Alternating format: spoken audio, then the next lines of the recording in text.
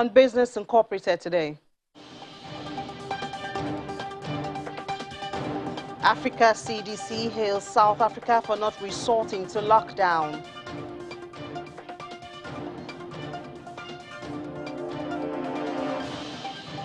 Rwanda shuts 18 hotels for breaking COVID-19 rules.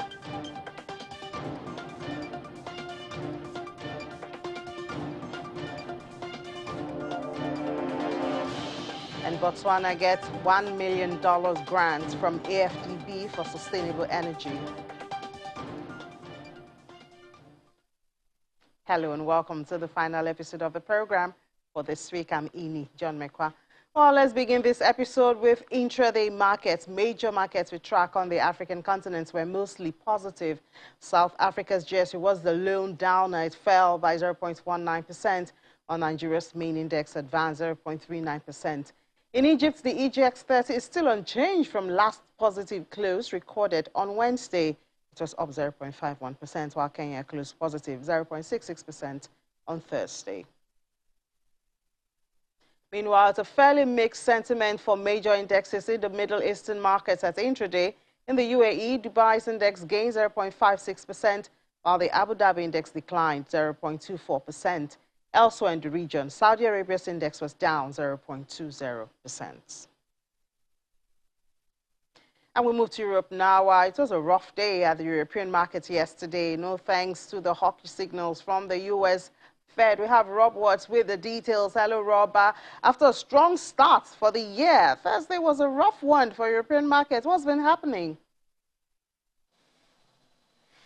Well, European stocks tumbled on Thursday. The pan-European Stocks 600 index ended the day down 1.3%, basically wiping out the gains made in the first three sessions of the year. So what's behind that drop? Well, it appears to be happenings in the United States. Investors were clearly troubled by minutes from the US Federal Reserve, the central bank there, which suggested that it may need to raise interest rates sooner than had been expected. That's because of a tight job market and persistent inflation in the States. European technology stocks seemed to suffer the most as a result, falling 2.4% as higher interest rates made future earnings less attractive. Markets also weren't helped by German inflation figures, which showed a slight drop in December, but pegged inflation at over 5% still. For the whole of 2021, inflation was 3.1%. That is Germany's highest since 1993.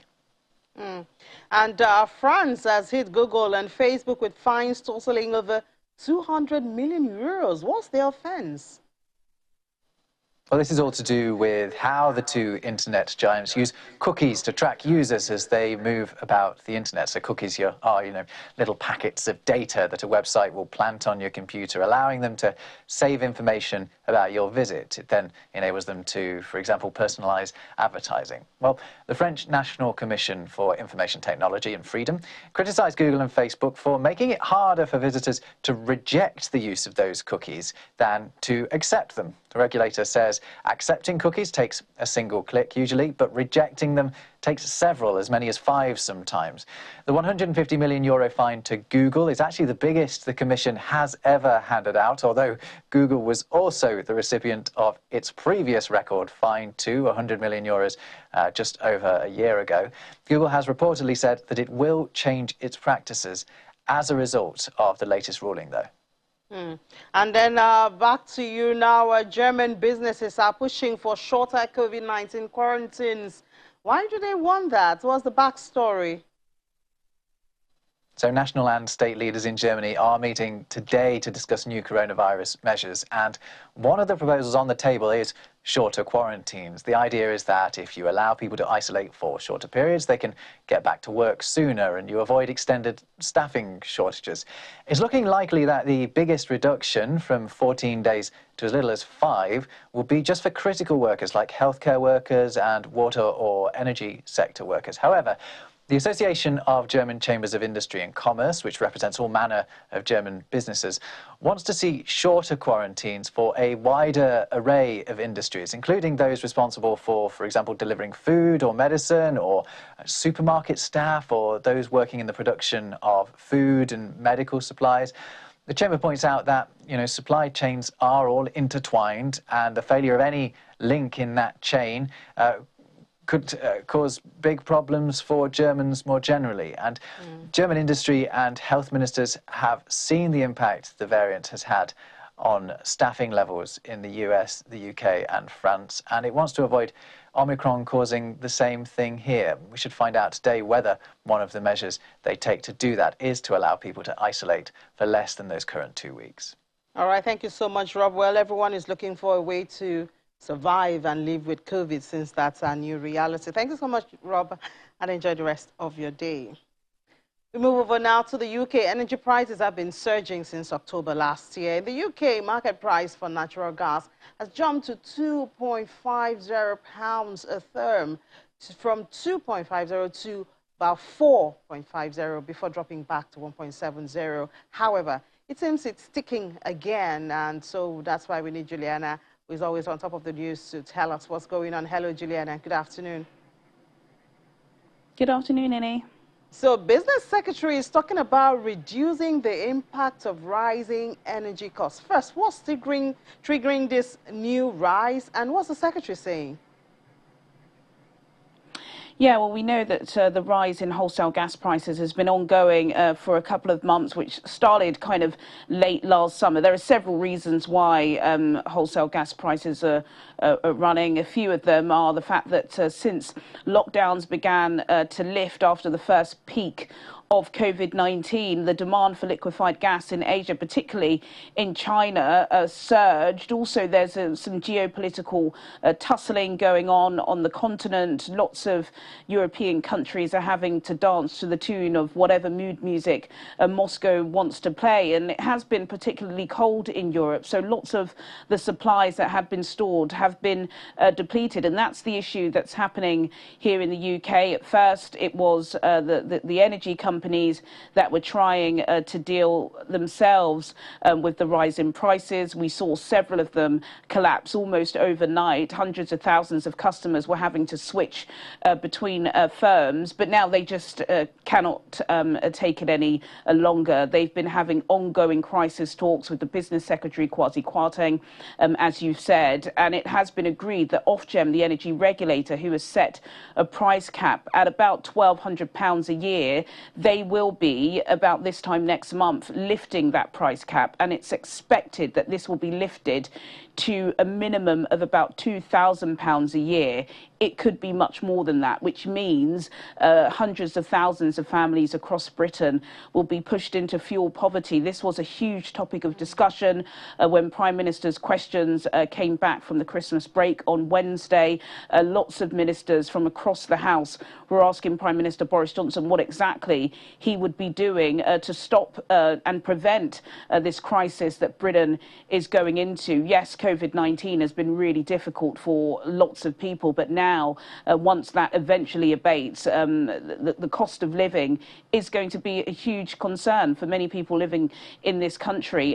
What has been suggested or floated is that the Prime Minister may take away the 5% VAT on electricity bills. For some, that's just not going to be enough. Another controversy that a senior cabinet minister, Jacob Rees-Mogg, in the Prime Minister's cabinet has suggested is that £12 billion that will be raised by raising the national insurance tax in April for the NHS and social care could be scrapped so people can survive. So it's a huge story ongoing. As we said, the government are still in talks with energy bosses, but certainly people's bills are going to be difficult to open in the coming months.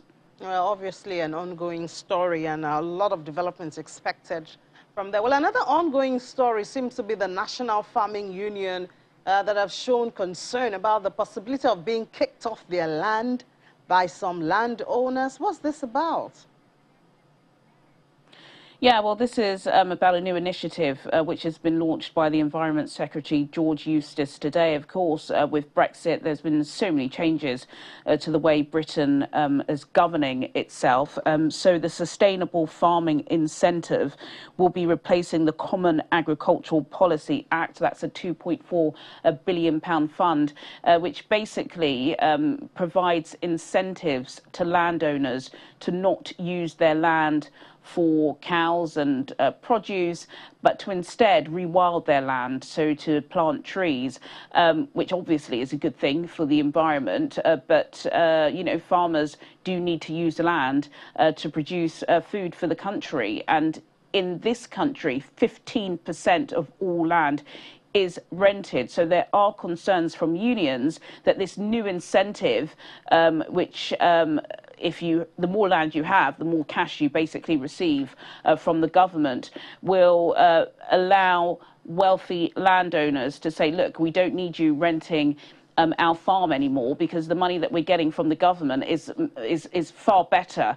to sustain us. So yes, there are growing concerns about this. George Eustice has denied some of the claims that union bosses are talking about. He says it's really pretty much the same as what it was before Brexit. But we know that because of these trade deals that Liz Truss, the former trade secretary, was dotting around the world trying to get, has meant that tariffs are cheaper. So lots of supermarkets are importing from across the world, not using British produce, and there is a concern that this new Sustainable Act, which basically will take a cow away to plant a tree, isn't supporting British farmers. Yeah, well, talking about the cycle of Brexit seems to be going round and round there. Well, let's see how the market is doing at this time. Yeah, not great, really. It's been a roller coaster of a week, as you said. That hawkish sentiment from the US Federal Reserve really knocked markets, particularly here in London, because the blue chips started the new year pretty well, and it definitely hit above that 7,500 mark on Tuesday. But it kind of ends the week pretty flat. The FTSE All Share is down 0.06%. The FTSE 100 is up by 0.06%, and the FTSE 250 is down by 0.52%. In the currencies market, the British pound is up on the US dollar by 0.06%, though down on the euro by 0.01%, but up on the Japanese yen by 0.04% in A. Thank you so much, Juliana. Have a great weekend. Have a great weekend.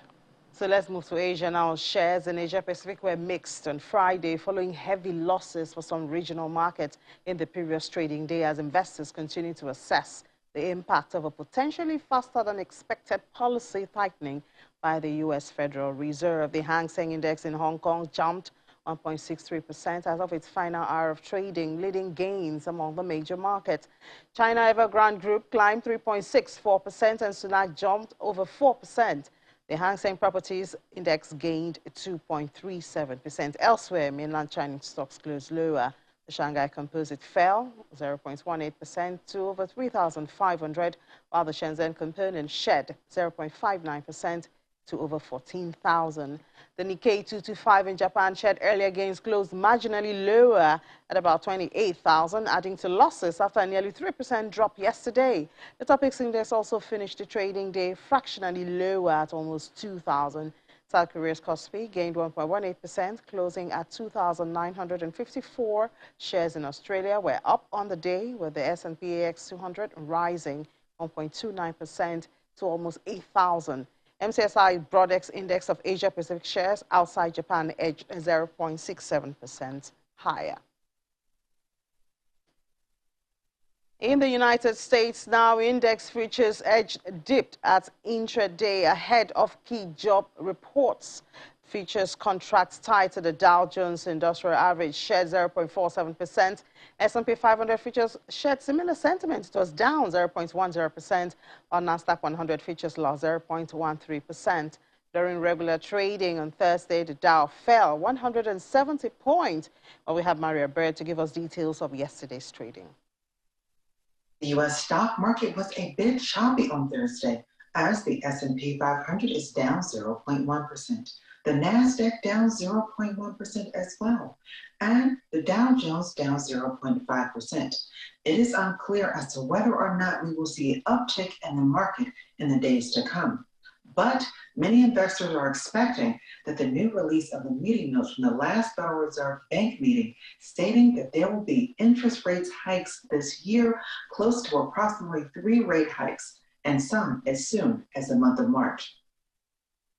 Thank you so much, Maria. Well, we'll take a break. When we come back, we'll head straight to the African continent. We'll have stories there. It's Business Incorporated on Channels Television.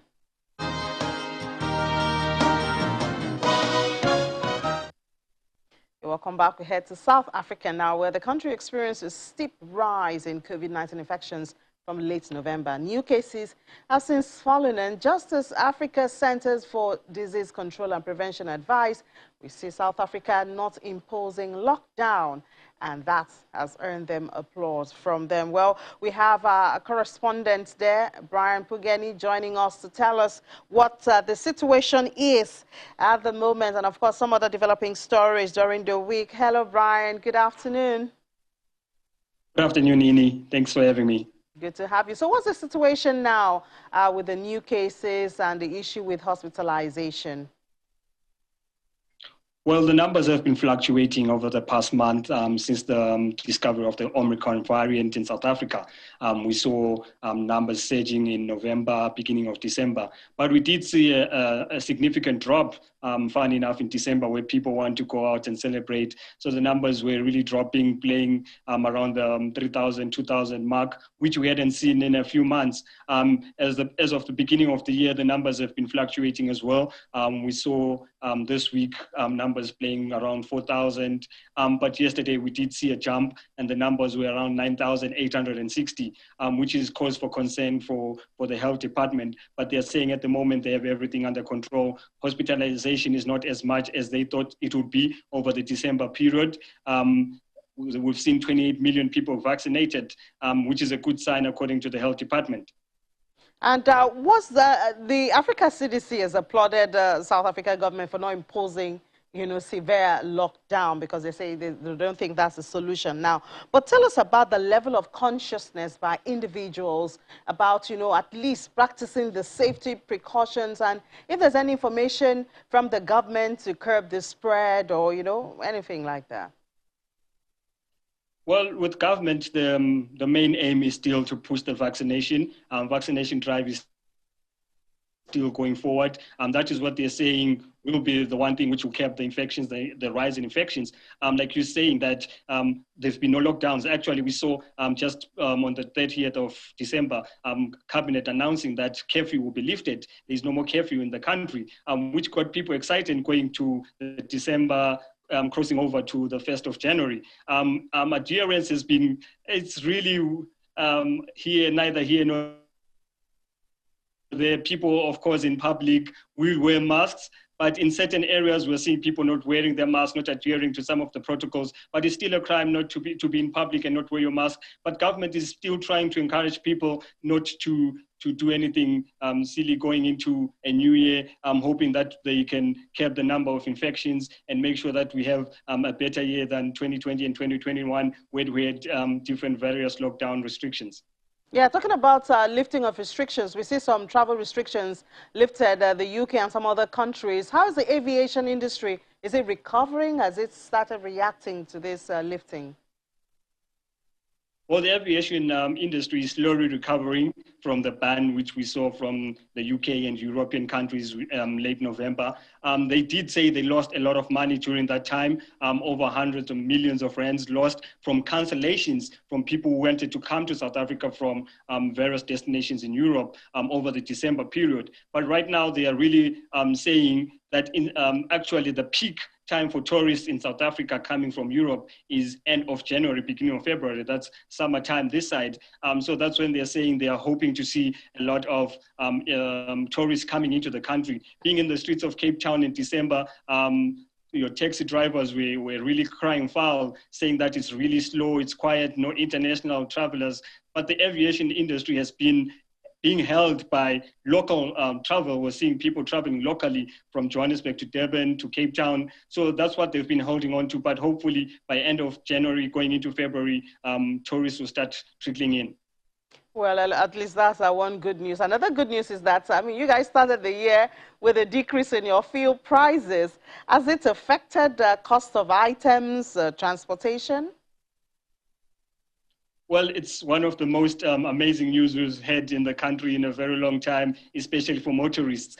We saw last year, it was a different story. In January, we started off with an increase, and December we ended with an increase. Fuel rose by over 30% last year. So, but this year already is kicking off with a 71 cents decrease, taking the fuel price back again to the below 20 Rand mark, which a lot of people are saying it's welcome news. We're waiting to see at the end of the month how many of the prices of goods and services will drop, since most economic activity hasn't started. Most people are starting work next week, Monday. So as of next week, things are getting back to normal. People coming back to good news of fuel going down. We might see a lot of cars on the streets. Yeah, well, we'll certainly follow up on that story and see, because I know if it was an increase, we would have seen a whole lot of increase in cost of items. Thank you so much, Brian, and have a great weekend. Same to you, Ini. Thank you.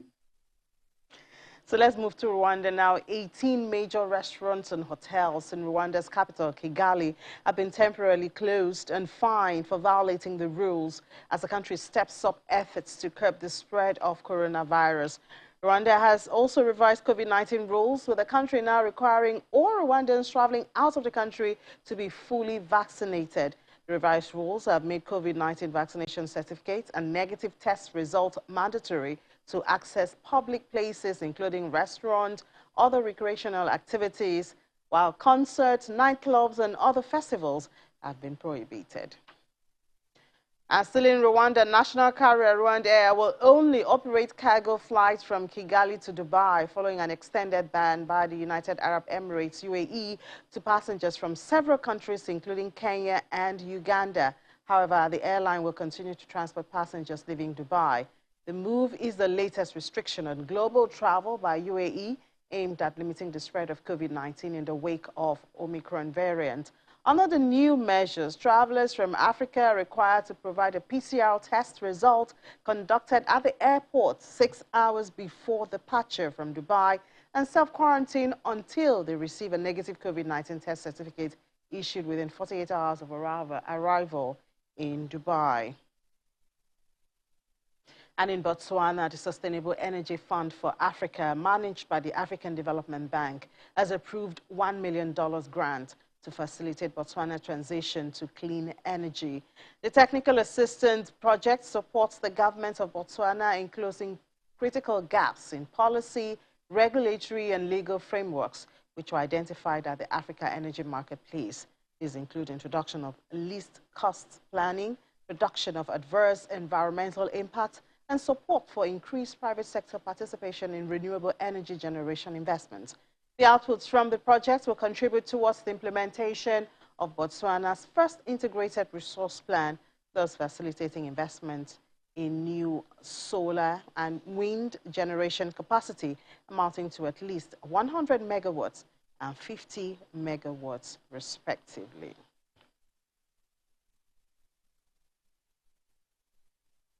And just before we go, let's see what's happening in the oil market. Oil prices edged up on Friday, heading for their biggest weekly gain since mid-December, fueled by supply worries amid escalating unrest in Kazakhstan and outages in Libya. Brent crude futures climbed 52 cents to $82.51 a barrel after a 1.5% jump in the previous session. U.S. West Texas Intermediates crude futures rose 57 cents to $80.03 a barrel, and that's extending a 2.1% gain in the previous session after days of unrest in Kazakhstan, during which the government declared a state of emergency. Russia yesterday sent in paratroopers to quash the uprising. The protest began in the oil-rich western region after state price caps on butane and propane were removed on New Year's Day. Meanwhile, supply additions from OPEC Plus are not keeping up with demand growth. Production in Libya has also dropped 729,000 barrels per day, down from a high of 1.9 million barrels per day last year, and that's partly due to pipeline maintenance work. That's it on the program, the last one for the week. We'll do it again next week. This was Business Incorporated. Have a great weekend. I'm Ini John Mekwa.